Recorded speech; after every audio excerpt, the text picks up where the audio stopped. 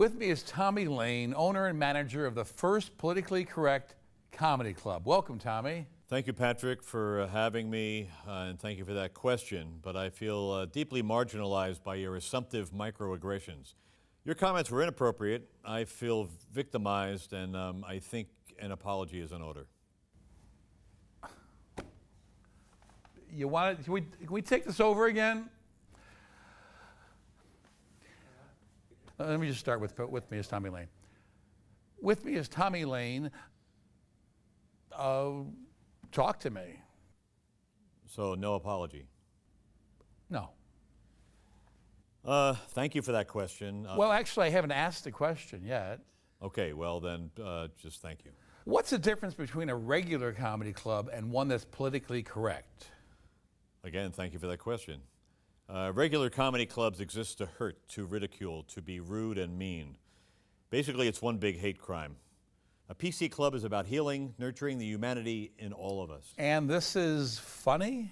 Funny is not what it's about. It's about thoughtfulness, fairness, and being sensitive to the audience's feelings. I mean, that's much better than being funny. It's spiritually uplifting. Now, there have been comedy clubs with names like Yuck Yucks, Giggles, Chuckles. Yours is called?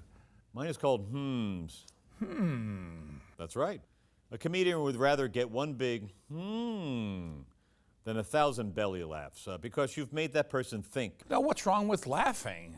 Everything. I mean, studies show laughing can damage the kidneys, or as I say, you don't kid with the kidneys. Another study shows laughter is emotionally damaging. Say a comic makes fun of bad drivers. The audience laughs. Later that night, we hear on the news a family of 5 are killed in their minivan. People in that audience hear that same story. Well, a feeling of tremendous guilt will consume that audience member and most likely cause permanent brain damage.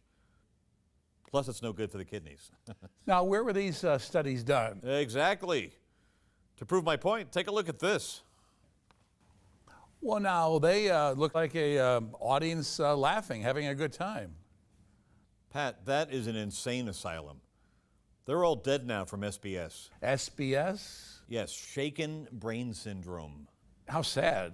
A comic would make fun of Kim Kardashian's butt, you know, and there are thousands, if not millions, that suffer from septopygia. Septa what? Septopygia is excessive fat deposits in the buttocks, commonly called big booty syndrome. Pat, it's no laughing matter. These people get stuck in their toilet seats, their pants rip. Many are forced to become plumbers, or in the worst case scenarios, can only find work as human bike racks. We want to remind people that while they're having a good time, the world is suffering. We project images of human misery on a large screen while the acts perform. Well, now, can't that detract from the audience's enjoyment? Surprisingly, it does. You know, we've got to rethink that. Uh-huh. You know, every Monday is Polish night. Oh, right. Well, listen, I have a good one. How many... Where we honor great Polish Americans and the country of Poland.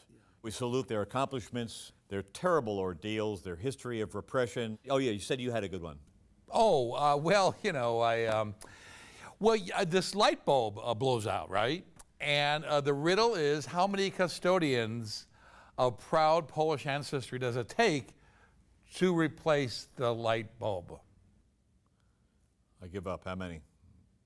1. Hey, you're pretty good. Have you thought about our open mic night? Each year, you know, we vote on the best act. Oh, what does that person win? No, not one person. Everyone wins. It's a participation award. Honestly, how can you say someone is better than another, right? You can't. Who's better, George Carlin or Carrot Top?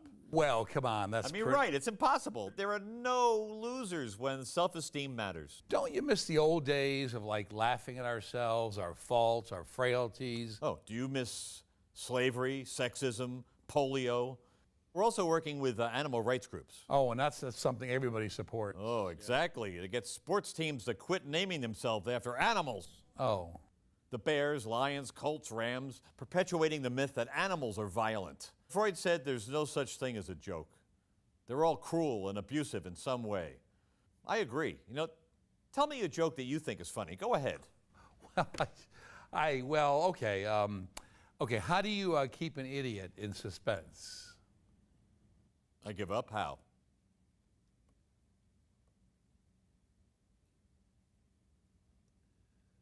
Oh, I get it.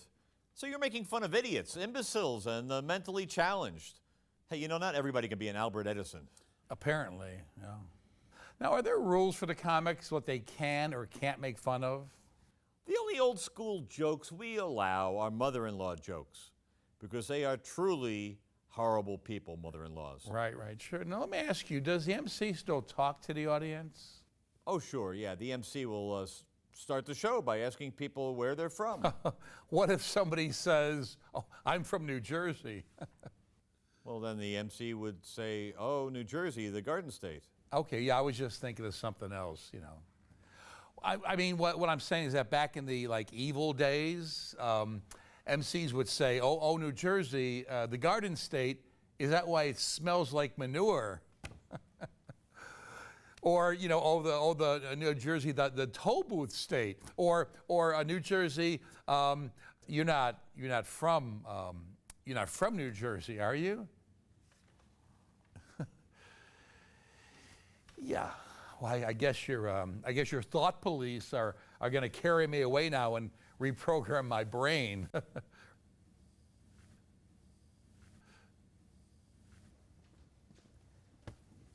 Room 101.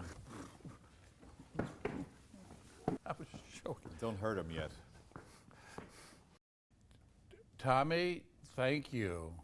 Come back anytime. And thank you for watching. Please join us for our next program.